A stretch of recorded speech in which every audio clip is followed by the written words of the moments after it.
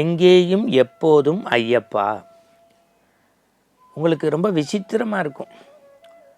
பொதுவாக கார்த்திகை மாலையிட்டு மார்கழி கட்டும் கட்டி மகர சங்கராந்தி பார்க்கக்கூடிய ஐயப்பனை எங்கேயும் எப்போதும் எப்படி கொண்டாட முடியும்?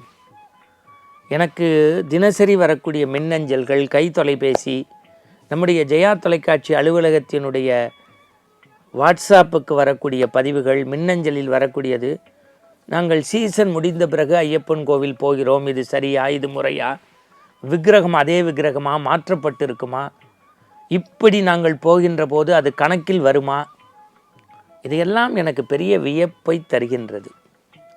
உலகமெல்லாம் வாழக்கூடிய ஐயப்ப பக்தர்களுக்கு சில உண்மையை, தேங்காவை உடைத்து உண்மையான வெண்மை பகுதியை காட்டுவது போல சில உண்மைகளை உங்களுக்கு உடைத்து புட்டு வைக்கின்றேன்.